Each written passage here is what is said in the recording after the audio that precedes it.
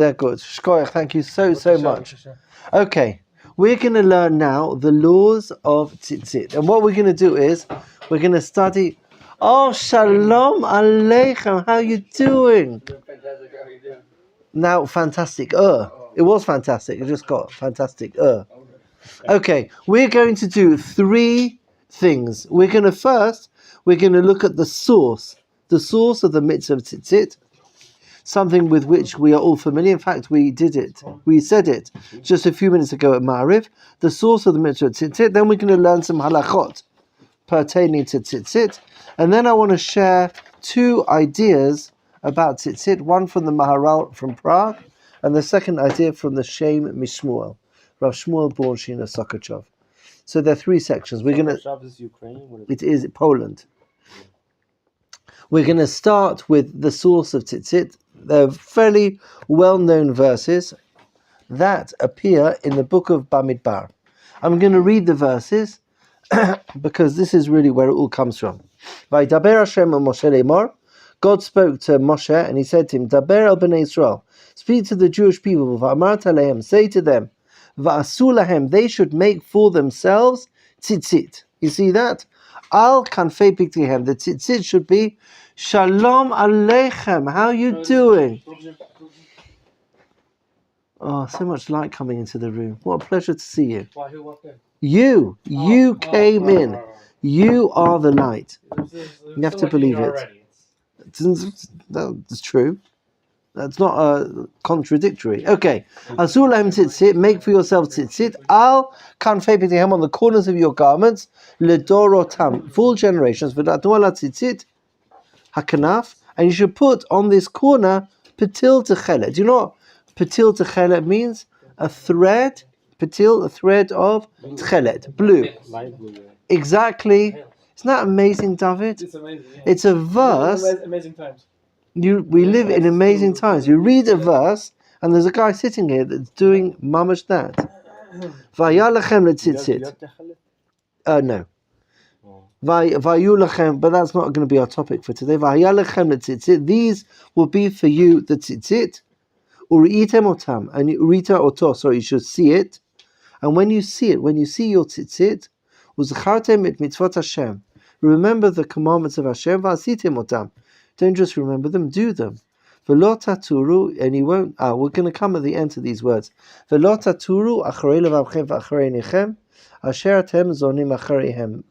It means don't be lured by your heart or your eyes that distract people. Leman tizkaru, in order to remember, v'asitem et kol mitzvotai, v'yitem kedoshim le'elokeichem. You should be holy to your God. Ani Hashem Elokeichem asher hotzeiti etchem me'eretz Yisrael. Hashem, I am Hashem who took you out of Egypt. Liot lachem le'elokim, in order to be your God. Ani Hashem Elokeichem. That is the parasha of Tzitzit. It is the 3rd parasha, as we know, of the Shema. So the first important thing, just for you to ponder, is just how important Tzitzit are. Tzitzit is one of the most important mitzvot d'oraita. For example, it's far more important. I mean, not that we like to compare things in any way, but there's no reference to a kippah in the Torah, but we have a whole parasha dedicated to discuss the tzitzit. Now, the mitzvah of tzitzit is to put them onto the corner of your garments. Nowadays, we don't wear garments with corners. My shirt doesn't have corners, just got 2 at the side. It doesn't have 4 corners. So we create this garment with 4 corners, and then we put tzitzit on it. Moishela. I have a problem with the statement that our shirts do not have 4 corners. No. Hang on. I have 2 corners right here, and then I have 2 right here at my collar. That is true. Excellent. So I've heard explanations that, well, it's because the corners aren't like all in the same spot. Yeah, I think it's 4 on the same circumference. Yeah. But the thing is that you open a shirt, right, and you stretch it out. This will come as 4 corners on one side and 4 corners on the other side. And you stretch it out that way. It'll be like a straight 4 corners. I would love to answer your question. I just don't understand what you you're. Flatten out a shirt. Yeah, no, but it's about being on the. It's a shirt is not a 4 corner garment. That's long and the short of it. There are T-shirts. People make T-shirts into tzitzit, Tzitzit t-shirts. where you cut up over here, and then you got two corners on each side. One of my friends, he actually is thinking of doing this. You can buy them like that. Ezra, those are the ones that Ezra. Yeah, and truth is, I've seen shirts that are like that as well. Any store that has Do you have shirts like that? finisher. There's Okay. all this kind of stuff in Send me Meir. the Oh. link, send me the link. That's where Go to Meir. Okay. That's not the one thing I ever wear is those. No, I mean like an actual shirt.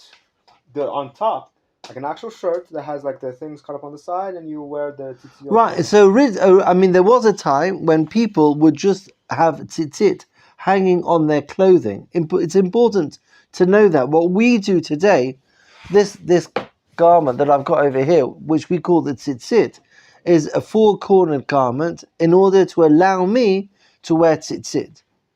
But at one time, there were just people that would stick tzitzit on the corners of whatever they were wearing, like their robes.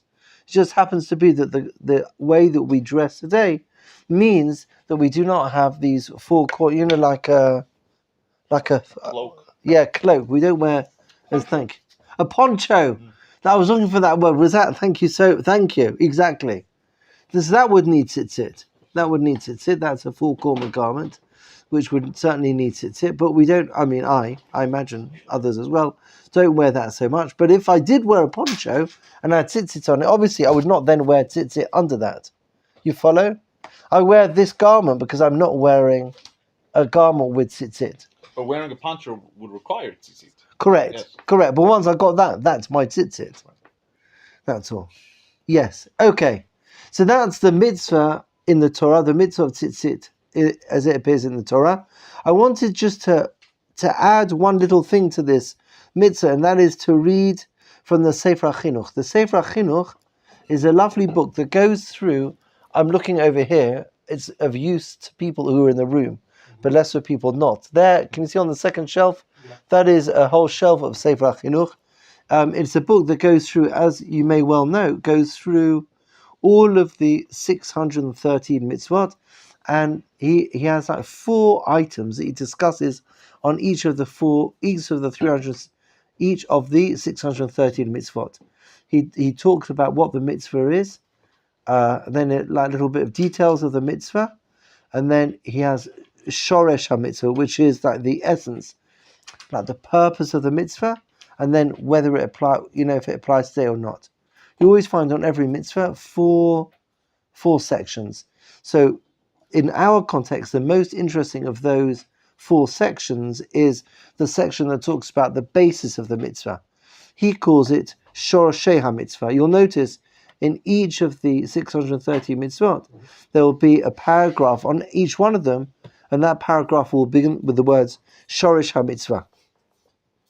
Okay, so he writes, the Sefer HaChinuch, the essence of the mitzvah tzitzit. Shoresh HaMitzvah nigla bakatuv. It's quite easy for us to know the purpose of the mitzvah of tzitzit because Hashem tells us. He says, Leman nizkor kol mitzvot Hashem tamid. It is like a reminder. It's something that we have on us at all times to remember mitzvot Hashem. Ve'ein davar ba'olam yoter tov lezikaron k'mo neseh chotem adonav kavua b'kesuto asher yichaseh bo tamid ve'einav v'libo alav kol hayom. There's no better way to remember something more than literally carrying it around with you wherever you go, and your eyes and your heart are always aware of it. In England, I don't know whether this is something that, I think it's a generational thing. Do you know what a handkerchief is? Yeah. Don't you know what a handkerchief is? So in England, when I was a little boy, if somebody wanted to remember something, you didn't have a reminder on your phone. What people would do was they tie a knot in their handkerchief. Have you ever heard of that? Yes. Let's say I want to remember, well, of course Moshe would. Let's say I want to remember I need to make a phone call, and I'm worried I'll forget, so you tie a knot in your handkerchief, then you'll remember. But that before you had other ways to remember, that was the way to remember to do something. You follow? Mm-hmm. So if tying a knot in a handkerchief can remind you to make the appointment at the doctor. So then carrying this garment with me at all times is reminding me of something far more important than that, reminding me of my connection with the Ribono Shel Olam. Isn't that incredible? I'm carrying with me wherever I go. I mean, yeah. Oh, Yossi, how are you doing? So then why do we wear the kippah if we have the mitzvah d'oraisa to wear tzitzis? Oh, in England we say couple, actually. We do, yes. But since there are other people in the room other than Yossi and I. I'm I'm just gonna- trying to be mindful of I know, so I will follow it in I your... want them to be part of the You could say conversation, couple. not You just could to say be couple. two. Thank you, Yossi. But Yossi, your point is, I mean, I know, all I'm saying is that tzitzit are very, very important. But a kippah is also very, very important. The tzitzis happen to appear in the Torah, and a kippah does not appear in the Torah, but that doesn't make it unimportant. You follow? I mean, I don't have to choose. I can live quite comfortably with both. I get that. But that doesn't tzitzis kind of make the purpose of tzitzis make the purpose of the kippah? Ah, good. That is a good question. If I thought the purpose of a kippah Because we don't make two was in order crosses. to remember, Then it's redundant. very good, correct, excellent. That is a good question. So I think that the kippah's got something else going for it. I think there's something else there. That's another question. So the wearing of a kippah is durabanan, but we still say a bracha on things that are durabanan. Why don't we say a bracha when we're on a kippah? As well as a minhag. Oh, it is just. Do we never have a class about kippot? We did have a class about kippah and why we wore them and how there was a Rav that's mother took him to a fortune teller and figured out that he was going to be a robber. So what she would do is that she always put something over his head so we know that there was someone watching over him. And it just so happened that one windy day it blew it off and there was this date tree. Oh, wow, Ezra, that is excellent. Now I remember. I was there. I would not have remembered but for this story. Ezra, that was excellent. Yes, so I think the kippah is more associated with Yirat Hashem. But here it's somehow, it's less to do with Yirat Hashem. I once read a theory, it could be rubbish, that Yamulka is like Yira, Yamulka, Yirat Kel, I don't know. Yira Malchut, is that it? Let's say, I don't know, whatever. Anyway, I think it's more to do with Yiras Hashem. Anyway, we're going to continue in the Sefer HaChinuch. I hope that you are all feeling a wonderful sense of joy in your tzitzit this minute, feeling that you are carrying with you, as we speak, carrying this reminder of mitzvot Hashem. Isn't that a beautiful thing too? Okay, that's really the first point. Do you see that? There's no better reminder. It's even better than a knot in your handkerchief. It is a constant reminder of this relationship. Okay, now there's a second point, and that is the word tzitzit itself. If you take the word tzitzit, what's the numerical value of the word tzitzit? 200. 200. Wait, sorry, yeah. Oh, yeah, 600, yeah. Oh, yeah, 600, and then the knots add up to... Yes, very, very, very good. Exactly. 8, and then exactly. So you got that 600. If you add the 8 strings, and then 5 knots. So you have 600, which is the gematria of tzitzit, plus 8 strings, because we're made up of 8 strings, plus the 5 knots that are tied onto your tzitzit, makes 613, which would fit in beautifully with this idea that it is to remind me of the 630 mitzvot, that it's all the clues in the name. V'od omer li libi. I love when Gedolei Yisrael use this phrase. V'od omer li libi. Do you know what v'od omer li libi means? My heart tells me. Yeah, my heart tells me. Now, you have to have a very, very high God consciousness to be a Talmid Chacham of huge standing, to have this relationship with HaKadosh Baruch Hu, and to have a relationship with a mitzvah like Tzitzit, in order to say something like Omer li libi, like my heart, the author of Sefer HaChinuch is so connected with Hashem, with the mitzvah, with sort of being a Jew, that his heart is sharing with him an insight about tzitzit. You hear that? ועוד אומר לי ליבי שיש בו רמז וזיכרון שגופו של אדם ונפשו הכל להשם ברוך הוא. Everything that I have is from Hashem. הלבן, the white sort of material, לגוף שהוא מן הארץ שנברא מן השלג שהוא לבן. So the white is from land, and land comes from snow, he writes, and that's white. So the white is about the material. Tchelet, that is the blue, Einoka in Harakia, reminds us of the sky. Yerumos la nefesh, that's the soul, Shehu mina ilyonim, that is from the highest of the high. And therefore you see the white and the blue, bringing the white and blue together, is this fusion of the physical part of myself and the spiritual part of myself coming together in this beged. Now I think this idea from the author of the Sefer Chinuch tells us more about the relationship with the author, the relationship that the author of the Sefer Chinuch had with his tzitzit. That he saw in his wearing of his tzitzit a completion of himself, that all aspects of himself, his physical and his spiritual, came together.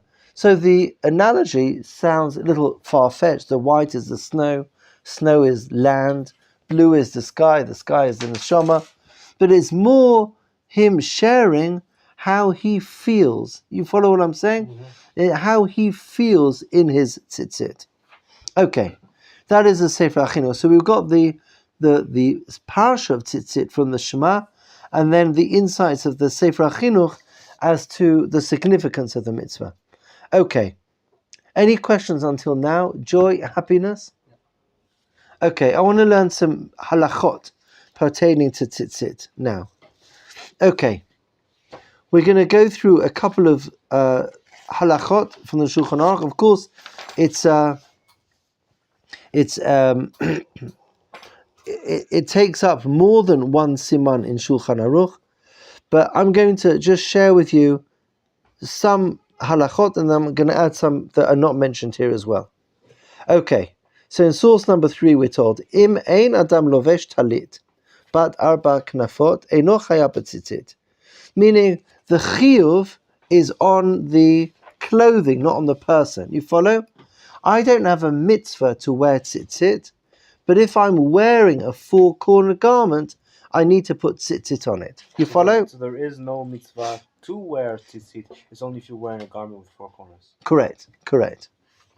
However, v'tov v'nachon liyot kol adam zahir l'lvosh talit katan kol hayom. Nevertheless, it is right and appropriate that everybody should be careful to wear a talit all day. In order that I should be aware that the concept of a tzitzit is a gift. You follow? You don't? Okay. V'al kein, yesh bo 5 ksharim, keneged 5 chumshei Torah, 4 knafim, 4 corners, in order that wherever I turn, I'll see my tzitzit. V'nachon l'losho, ala malboshim, ideally, he writes, you wear it above your clothing. Most people wear it now beneath their clothing. Lefachot yizaher sheyeh levush tzitzit b'shat hatfilah. However, you should wear tzitzit at least during the time of prayer. I just want to finish this point and then I'll take questions. The custom has become, many people have 2 talitot. You have one talit called the talit katan that you wear at all times, and then there's a talit gadol that people wear during prayer times. Now, there are different customs about who wears a talit gadol. I come from a Yekish community. The Yekim wear a talit katan. They wear talit gadol, wear a large talit. As soon as a kid starts going to shul.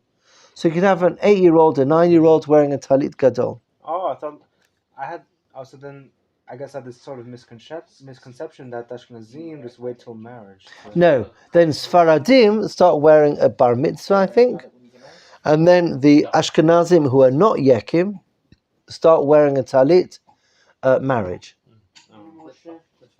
will never wear a talus, but I will Lubavitch. always wear a talit. I will never wear ever in my life. You will never see me wearing a talit. I will wear a talus. Okay, thank you very much for that, Moishela. Okay, so I just want to add a few points on this over here, So and that is, are we hayav to wear the talit gadol, or is Yeah, it just what- recommended to wear it What all is day? what Is it recommended, or are we hayav? no. Yeah, well, he uses very, very interesting words. Listen to his words. Tov v'nachon. Tov v'nachon liyot kol adam zahir l'vosh talit katan kol hayom. Tov, good, nachon, and appropriate. That you should wear a talit at all times during the day.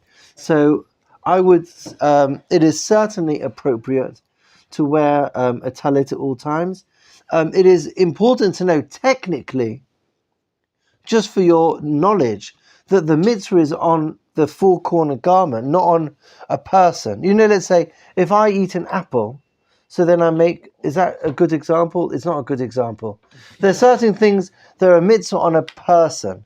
Like a person has to do certain things at certain times, right? Brit Milah for the son. Brit Milah. Right, it doesn't matter, like 8 days you have to do a Brit Not Milah. the father. Right. Oh yeah, or pigeon, all those mitzvahs that mitzvah, thank you, is on a person. Here it's not on it's morning, you've got a mitzvah support, but it's if you're wearing that garment, you need to wear tzitzit. But it is tov v'nachon, which means it is something important to do. Especially after we've just read this beautiful Sefer Chinuch about reminding us about our connection with the Ribono Shel Olam. If I'm going to hassle and tie a knot in my handkerchief to remind me to call the dentist, I'm going to certainly wear a talit in order to remember my connection with the divine. Yes. So it's a mitzvah to put tzitzis on a four-cornered garment. Is it a Yossi? Do not take my phone. Do you want to continue? I do. Is there a mitzvah, a negative mitzvah, a prohibition on not putting tzitzis on a four-cornered garment? In other words, if I don't do it, am I doing an avera? Yes. As opposed to Correct. not doing a mitzvah. Correct. Yes. I have a very good point. I have a mitzvah to wear tzitzit on a full corner garment, and if I wear a full corner garment without tzitzit, that is an issue. Issue means don't do it. If someone makes them or tries to force himself to put on a four-corner garment so they can be in the mitzvah of having a four-corner garment with strings, is that okay? Well, that's exactly That's what we what do we all do the every time. Yeah, we do that. That's what you wear this for. I mean, like we don't have to. It's not like if it's not like you have to wear tzitzit every day. It's only when it's with a four-corner garment. If you don't want to wear a four-corner garment just because you don't want to put tzitzit on it at the corners, that's not an avera. Yes. Let me make. I just want to make one comment on that. Interesting point. I have to say, as part of my preparation for this class today, I looked up in various sources the question of if somebody is playing football or doing sports, do you have to wear tzitzit when you're involved in sports? Now, I just want to explain to you the context of the answer. Everybody will do what they feel comfortable to do. You should ask if you have a rabbi. You should ask. I mean, you have a rabbi. You should ask privately, each one of you, what you. I'm not giving a ruling here for everybody. Each of you should ask individually. But if I'm involved in sports and you wear tzitzit, it can be very hot, right? If all tzitzit if all it is if you're wearing a full-cornered garment, then you need to wear tzitzit. It should be obvious that you don't need to wear tzitzit when you're involved in sports. You follow? I'm going to play football for half an hour. I'll take my tzitzit off to play football, right? I didn't find any halakhic authority that was happy with somebody taking off their tzitzit for sport. Not that everyone said you can't, but I didn't find a halakhic authority said you are fine to take off your tzitzit for sports. Now, I'm only mentioning this to say that this concept that I think is this concept that's probably very well known, that it's only if you're wearing a full corner garment, only in that scenario would you be required to wear tzitzit.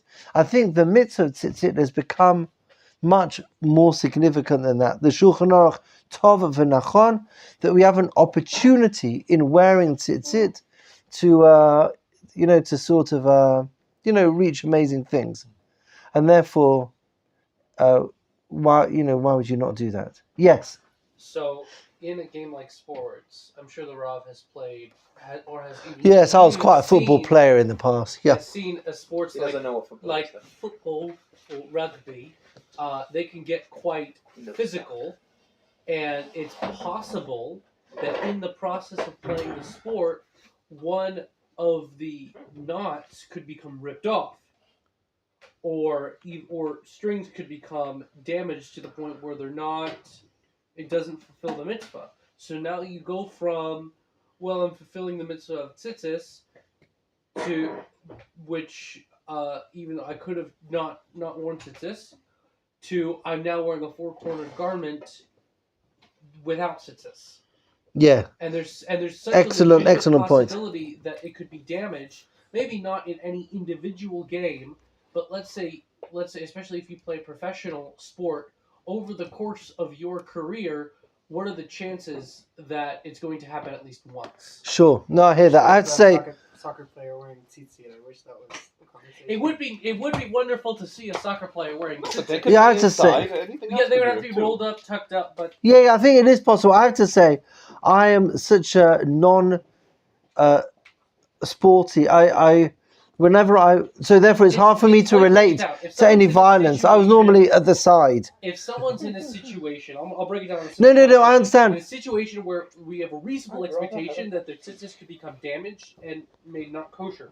Then obviously you would. Yeah, you're quite right. You're not. If I were to find myself in a situation that my tzitzit are going to rip, then the Rav would tuck them in. Yeah, they must. They become untucked, running around. You get tackled. So I think you have to figure out if there's a way that you can maintain the tzitzit without damage. Then of course you'd wear them. But if you were in a situation that tzitzit damage is inevitable, then obviously you would take off your tzitzit in that situation. If they got damaged, I might just point out just an important thing as a side. You mentioned it earlier. There's a very important difference for you to know between tefillin, for example, and tzitzit. The Gemara Megillah talks about tashmishe kedusha and tashmishe mitzvah. Do you remember 2 weeks ago we spoke about the holiness of a Sefer Torah, the holiness of mezuzah, the holiness of holy books? So all of these things are tashmishe kedusha. They are holy items. They contain God's name. They contain verses in them. They contain Torah teachings in them. These are items imbued with holiness. They are tashmishe kedusha. If you have tashmishe kedusha, when they get ruined or damaged or old, you have to put them in a geniza. Tzitzit are not tashmishe kedusha. They are tashmishe mitzvah. A bit like arba minim. There's nothing holy about a lulav. I just need to hold a lulav in order to fulfill the mitzvah of arba minim on Sukkot. But it's not a holy item. My tzitzit, likewise, in order to wear tzitzit, I need it to be like this and the strings need to be like that. But it's not like tefillin or a mezuzah or a holy book. They are items that I need in order to perform a mitzvah. I only mention this in parentheses because if my tzitzit get ripped, which is non-ideal because I'm involved in professional league football, as may happen. Or even if I get up and rip up from the player. Yeah, it's not great, but it's not like your tefillin dropping or something like that. You follow? But It's not. You're doing it right because you're wearing a four-corner. Yeah, you're right. I'll then have to take them off. You're quite right. If it turns out that the tzitzit become pasul, then of course I would have to take them off. But it's not. Itself. Yeah, but the ripping is not an act of desecration as like a holy book falling down or a mezuzah getting ripped or something like that. You follow? Only because we mentioned this ripping thing in just as a continuation, also not mentioned over here. But old tzitzit. What do you do with old tzitzit? So really, they don't need geniza. However, the custom has become that people do take tzitzit and put them in a geniza. What some do is they cut them off and they use them as bookmarks. That's mutar? Yes, because not for a bookmark of a novel, but to continue my tzitzit in a holy task, to use it as a bookmark in a holy book, rather than throwing it away. Well, you should, for something that's used for a mitzvah, like tzitzit, if you dispose of it, or when you dispose of it, it should be disposed of in, Correct. in a respectful Absolutely, way. absolutely. And by putting it in geniza, you're guaranteeing that it's going to be disposed of. You're absolutely right. I think nowadays a geniza has become such a huge enterprise. In the olden days, I mean, when everything was written, and even before photocopiers, like a book is much different. So these sheets, so you sort of press a button, you've got 100 pages. So the geniza idea has become much bigger in recent years, and therefore far more things that are going into geniza than used to previously. So you're quite right. You have to dispose of them respectfully, and almost the geniza has become the place where you put everything that needs to be disposed of respectfully. And I agree with you. I think that's the appropriate thing to do with tzitzit. If you're not going to use it as a bookmark. On this topic, I got a question. Are you allowed to take, say, the strings of the tzitzit, which is the tzitzit itself, and to say, now it's no more useful as it is, say, use it to make a candle, like a Havdalah candle or something? Oh, that's very holy. That's good. But could you also do it for like a Yortzeit candle or anything? Yes. I'll tell you a very little story. There's a Mishnah at the end of Sukkah. Right at the end, I think it's the 5th parak of Masechet Sukkah, tells us what they did in the time of the temple with the worn out clothes of the Kohanim. Do you know what they did? The Kohanim's worn out clothes, and it's not respectful to that. There's no kedusha in them, but they were used for sacrifice. They were used in the Beit HaMikdash. They were just absorbing holiness. What are you going to do with that? This is not in Shabbos. Huh? You sure it's not in Shabbos? Shabbat? It could be, but I remember. Because I remember in Shabbat they do talk about some things about the Cohn clothing that they would burn. So true. The second parak does talk about all sorts of things you can use for Shabbos candles. And it goes into Hanukkah. Correct. Yeah, that's the second parak in Shabbat. But I think this could well be the 5th chapter in the book of Sukkah. Talks about the Simchat Beit HaShoeva, where they have these big lanterns that used to light up the whole of the city of Jerusalem. And the wicks that they used for those lanterns were the clothes of the Kohanim. The old worn-out clothes of the Kohanim. The problem with Kohanim's specific clothing is that some of it is made with like gold and silver. So is that No, the Kohanim, not the Kohen Gadol. Ah, right. Okay. Yeah, I imagine the gold. I think they probably reuse. I mean, I'm not involved in that sort of stuff, but people tend not to throw that sort of stuff away. I think it's non-recyclable bits would be used in that way. Okay, that's in terms of tzitzit. The just truth is triggered another important halacha. Your Moishela, your question led to lots of other questions. I want to tell you one more very, very important halacha concerning tzitzit. Let's say, indeed, your tzitzit gets ripped over here. You follow, it gets ripped over here. So you sew up the tzitzit over here, and then you have a complete beged. I just want to tell you something interesting. The mitzvah, the Torah tells us that you are commanded, the Torah says, that when you have the when you have your four-cornered garment, right? Va'asu lahem tzitzit al kanfei bigdeihem. Meaning, once you have a four-cornered garment, then you have a mitzvah to put tzitzit on it. So if my tzitzit garment gets ripped, and then at that stage, it's no longer a four-corner garment, and therefore there's no chiyuv of tzitzit on it.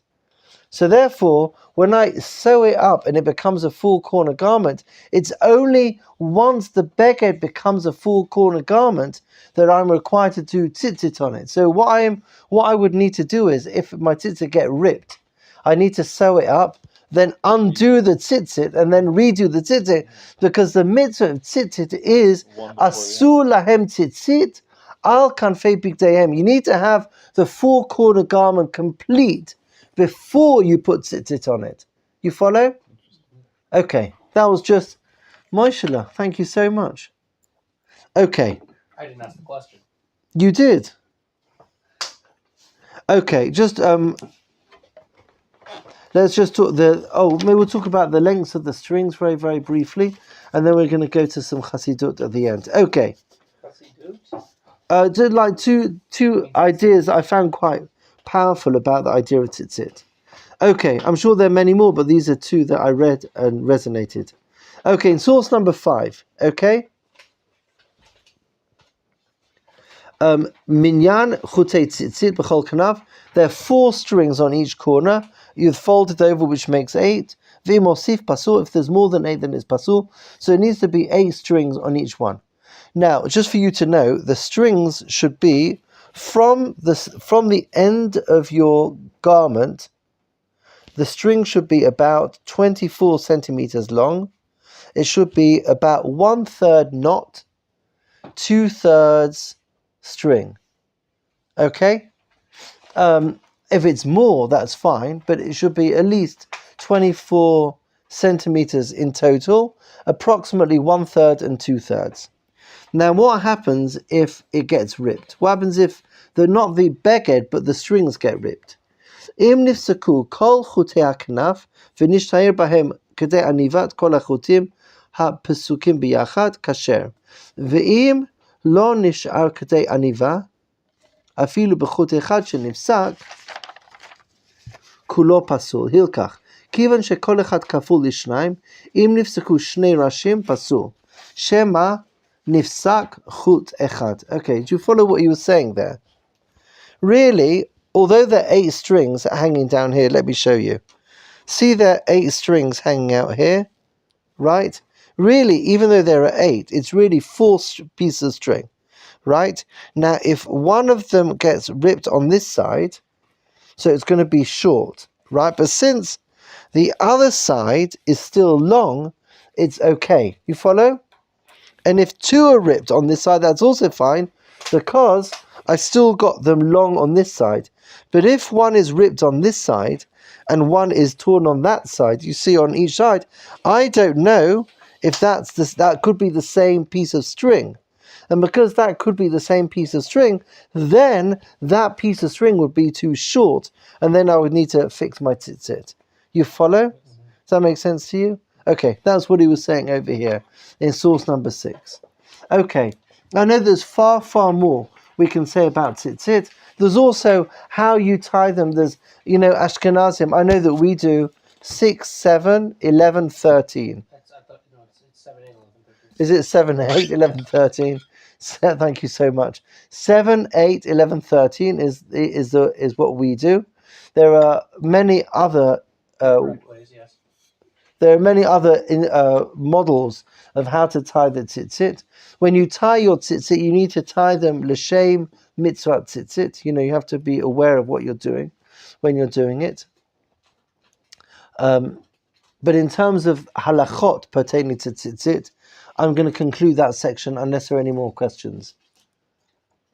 L'chaim. So, could you talk a little bit about techelis? And we already had a shiur on techelis a while ago, but it's a very relevant and very, very... So sure, I'm not an expert at all on techelet. So, although my bottle is sort of techelet color, I'm just not an expert on techelet, so I can't. What should one take in consideration when they choose whether or not to wear techelis? That's an excellent example of something that you should ask your rabbi. Everyone has their rabbi, and they should ask them. On this, but I thought it'd be relevant additions to this. No, so I don't really have much to. Okay. Let me ask you another question then. Why do you personally choose to not wear techelis? Oh, that's a very good question. I think that I know there are a lot of people who wear two pairs of tzitzit. They wear one pair of tzitzit, like without tchelet, and another pair of tzitzit that they tuck inside with tchelet, because they feel that you should wear tchelet, but they feel that the majority of the community at the moment don't wear tchelet, and because they want to be part of the majority. Depends on where you are. Do they Yeah, not just- you're right. do You're they right. just simply It's not know how to changing. You're right. justify it? Huh? Do they not know how to justify it? No, because there's a part of being separating from the community. So that's why they wear purely white, but they wear another one which has tchelet in it. But I think that's shifting. It's very interesting because I've also listened to shiurim, and they're very, very The Haredim are starting to become more open to wearing techeles. Yeah, you go into Mesharim, it's more. You go into majority of people in Meisharim or in Bnei Brak, majority are not wearing techeles, but you will see it if you walk around the streets of Bnei Brak. yeah. I'm sure. Haredim wearing techeles. It's a very exciting thing. Yeah, that's What were excellent. you saying before that? I'm sorry. You were just saying that you were listening to Shirim, and it's interesting. No, it's interesting that the positions are so very, very fantastic, strong arguments on both sides of the debate. There are some people that say by not wearing tchelet, you are transgressing the mitzvah of lo tikra, meaning God said you need to perform mitzvah, and I'm performing an incomplete mitzvah by not wearing it, which is a very powerful thing to say. Very, very serious Talmidei Chachamim are making that statement, which is very powerful, saying that you have an opportunity to fulfill the mitzvah completely, and by not doing that, you are, transgressing the issue of lo tigra. And then on the other hand, there are other people that will say the opposite and say no, there's a large part of the community that don't wear it at the moment, and therefore they. But with your permission, I really don't want to get into this topic because I'm not an expert on it at all. Yes. I heard one thing. So I've been told that someone went to a rabbi, and he asked him, "Is this the real techelet that we've been looking for?" He's like, or asked him like halacha, like, do we have to wear this techelet and everything? He said, I don't wear it. I don't personally wear it. I don't think people need to wear it. But if you believe it's the real techelet, you would be transgressing a mitzvah not wearing it. Yeah. Here's the thing. The asur. So you're supposed to wear tzitzis with techeles. Let's